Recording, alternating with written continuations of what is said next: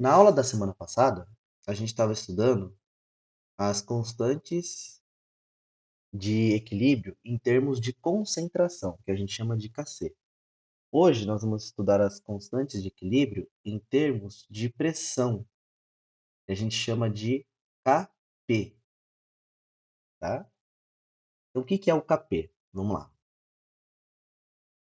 Quando os componentes, né, que a gente tem numa reação química e está em equilíbrio, e essas substâncias elas se encontram no estado gasoso, além da constante de equilíbrio em termos de concentração, nós também podemos expressar a constante de equilíbrio em termos das pressões parciais desses gases. Então a gente chama a constante de equilíbrio de Kp. Então Kc é em termos de concentração e Kp é em termos de pressão.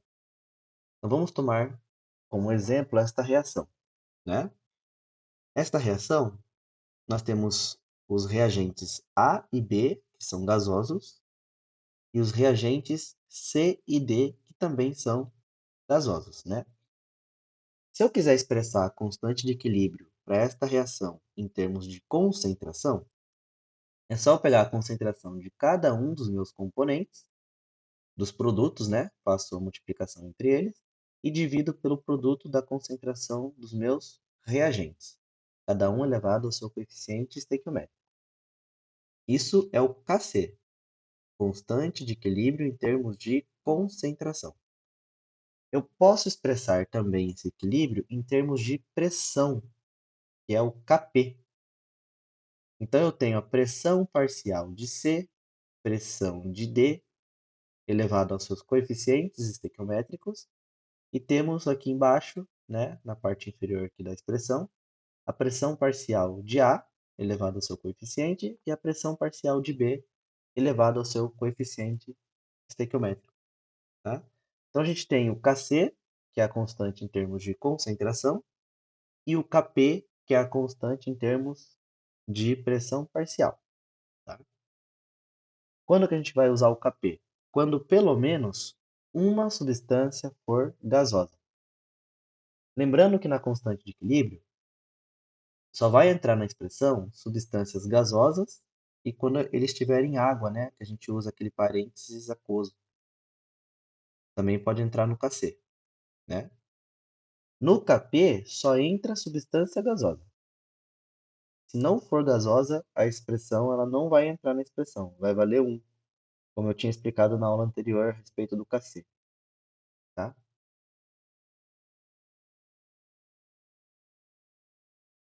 Então vamos escrever a expressão para alguns exemplos aqui, ó. Então nós temos essa reação, né? Carbonato de sódio sólido formando óxido de sódio e gás carbônico. Então, se eu for escrever a constante de equilíbrio para esta reação, o único componente que entra na constante de equilíbrio é o CO, porque ele é o único componente gasoso, os outros dois são sólidos, né? E se eu for escrever a constante de equilíbrio em termos de pressão, quem vai entrar na expressão vai ser também apenas o gás carbônico. Então, a pressão parcial do gás carbônico, né? Às vezes a gente usa o parênteses para também escrever, tá? A pressão parcial.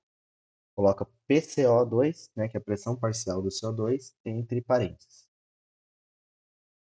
Para esse segundo exemplo, se eu for escrever a constante de equilíbrio em termos de concentração, vai entrar na expressão o hidrogênio, que está no estado aquoso, o ferro 2 também entra, e o hidrogênio gasoso também vai entrar, no Kc, né? Agora, no Kp, está invertido aqui, ó, que é o Kc, embaixo é o Kp. No Kp vai entrar apenas o hidrogênio, que é a única substância gasosa que nós temos no equilíbrio, tá?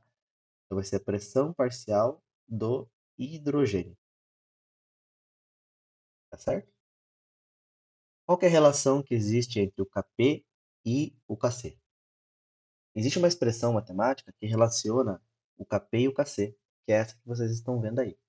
Então, Kp é igual a constante de equilíbrio em termos de concentração vezes R, que é a constante universal dos gases, tá? A gente aprende essa constante lá quando a gente aprende transformações gasosas, ele tem um valor fixo de 0,082, quando as unidades são atm, litro, mol e Kelvin, e a temperatura em Kelvin, né?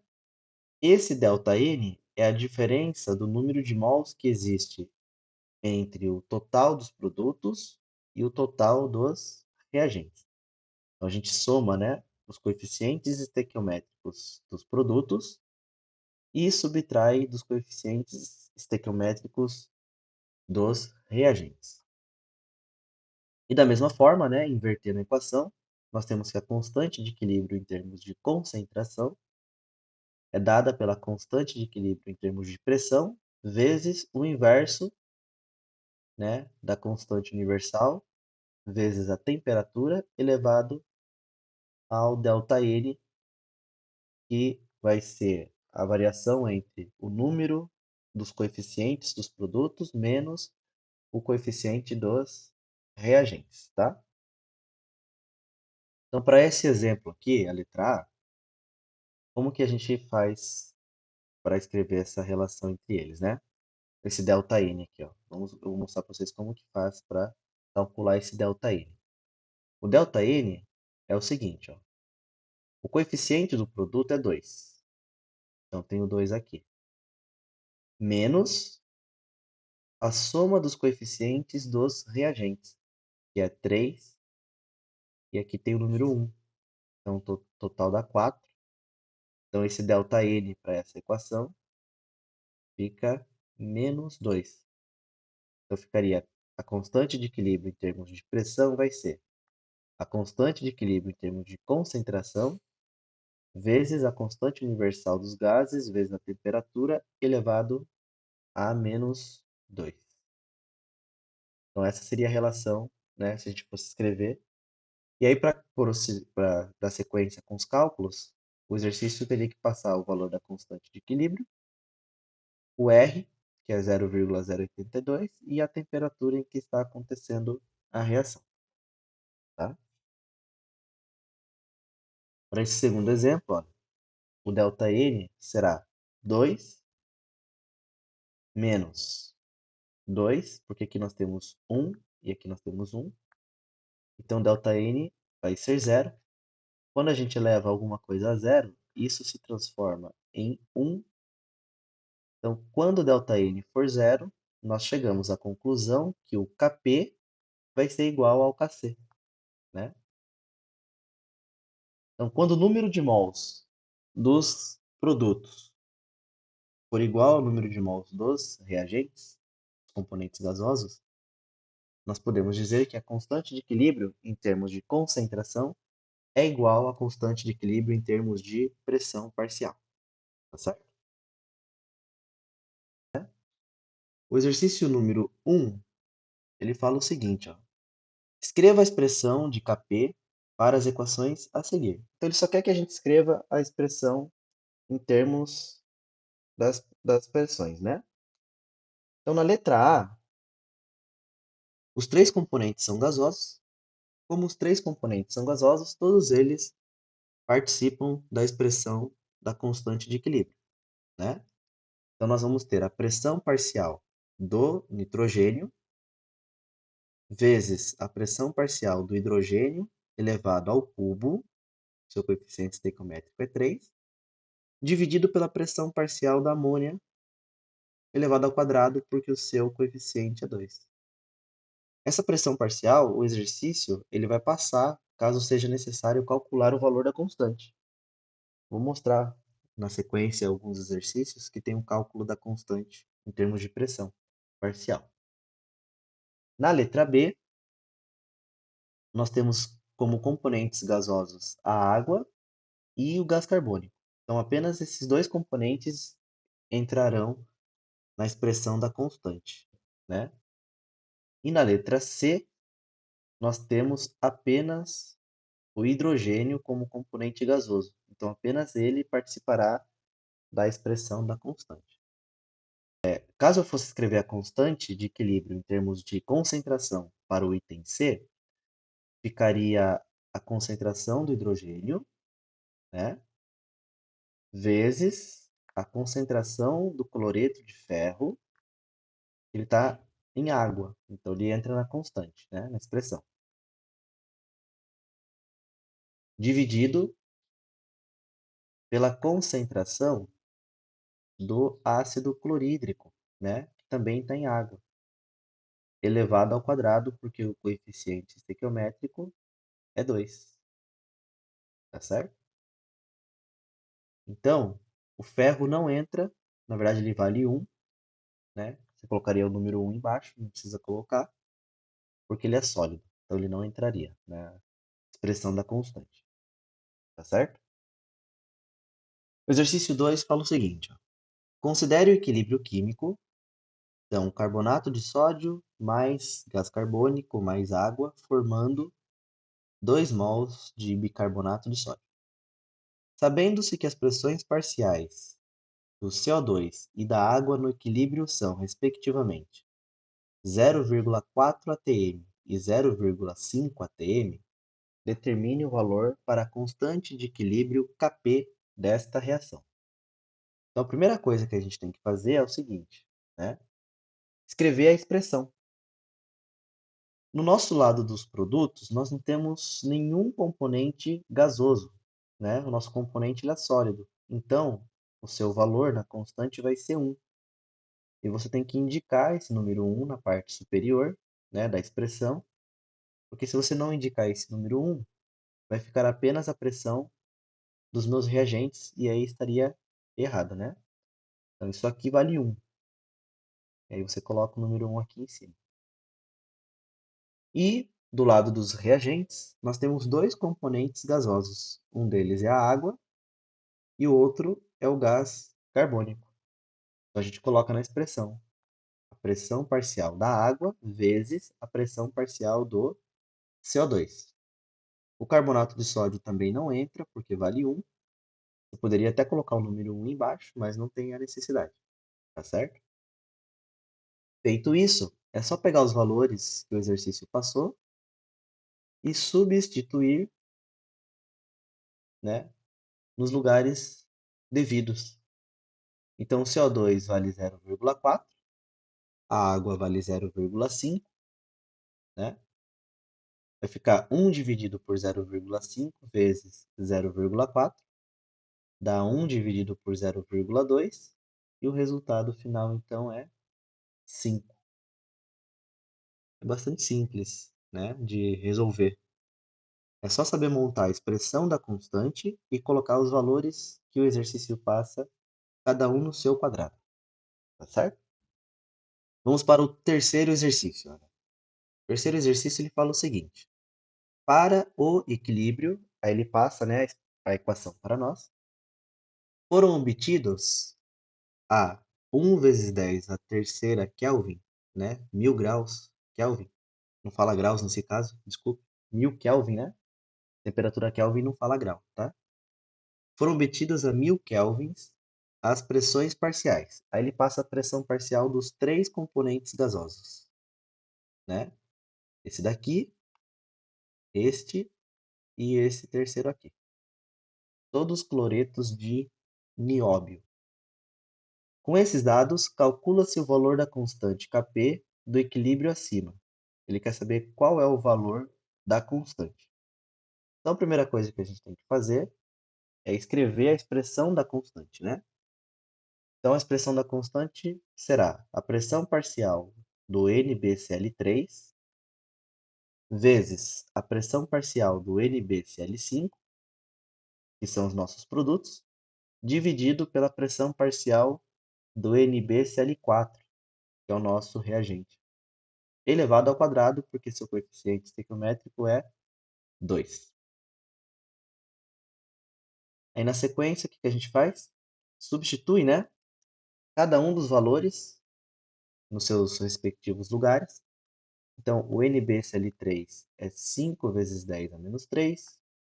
O NbCl5 é 1 vezes 10 a menos 4. E o NbCl4 é 1 vezes 10 a menos 2. Só que ao quadrado, né?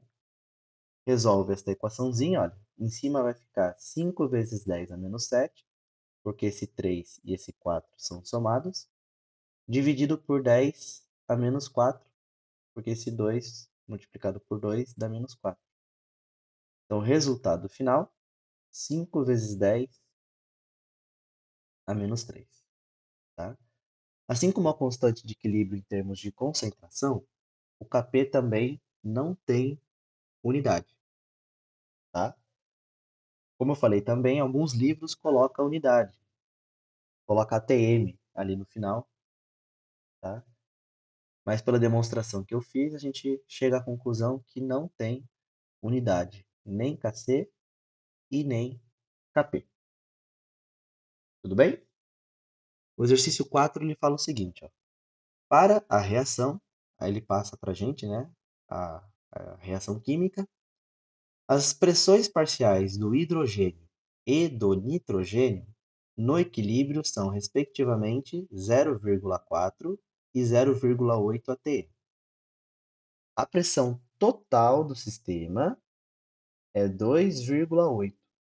Ele quer saber qual é o valor da constante, né, quando as pressões são dadas em atmosferas. Basicamente, ele quer saber qual é o valor da constante, né? Como que a gente faz esse exercício? Primeira coisa que nós temos que fazer é escrever a expressão da constante, Kp. Então, o Kp vai ser a pressão parcial. Então, eu vou escrever a expressão da constante, fica Kp igual a pressão parcial do nosso produto, que no caso é a amônia, né? Então, a pressão parcial do NH3 elevado ao quadrado, dividido pela pressão parcial dos nossos reagentes, que são o hidrogênio elevado ao cubo, vezes a pressão parcial do nitrogênio. Aí, quais são os valores dessas pressões, né? Nós temos a pressão do hidrogênio e da amônia. Ele passa para nós ali, ó. O hidrogênio vale 0,4, então vai ficar 0,4 ao cubo, vezes a pressão parcial do nitrogênio, que é 0,8, né? Então, vezes 0,8. O da amônia, ele não passa, mas nós sabemos que o total é 2,8. Se o total é 2,8 e o total nada mais é do que a soma das pressões parciais dos três gases, então nós temos que 2,8 vai ser igual a 0,4, que é a pressão do hidrogênio, mais 0,8, que é a pressão do nitrogênio, mais um valor x, que é a pressão da amônia, que a gente não sabe. Então, se a gente calcular esse x, vai ficar 2,8 menos 0,4 menos 0,8. Né? O 0,8 e o 0,4 passam para o lado esquerdo da expressão, eles passam negativo. Né? Então, 0,8 com 0,4 dá 1,2. X vale... Quanto que vale x? 1,6, né?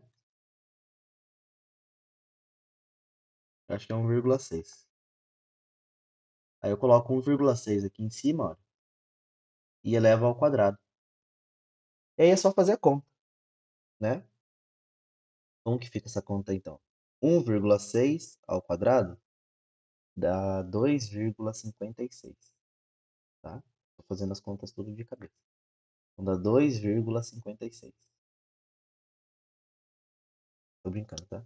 0,4 ao cubo dá 0,064. 0,064 vezes 0,8. A gente pode deixar tudo em notação científica, né? Se a gente deixar tudo em notação científica, fica bem legal. Como que vai ficar essa conta em notação científica?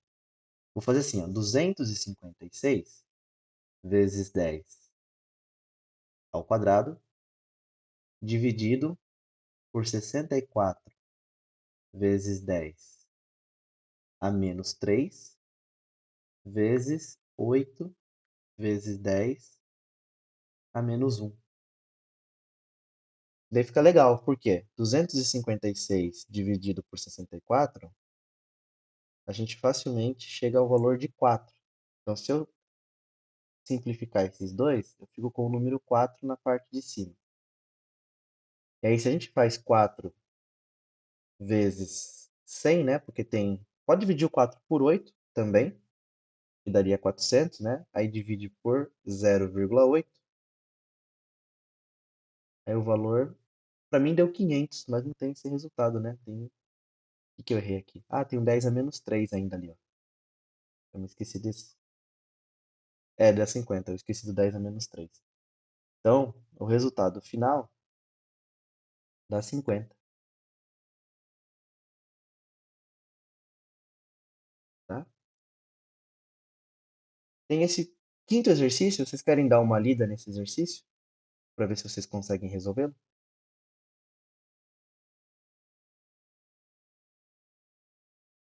Se a gente calcular aqui o ΔN, né, para as equações, na primeira equação nós teríamos 2 menos um total de 4, né? Então daria menos 2, o ΔN. No segundo, nós teríamos 2 menos 3, daria menos 1. No terceiro, nós teríamos 1 menos meio, daria meio. E na letra E, nós teríamos 1 menos 2, que daria menos 1.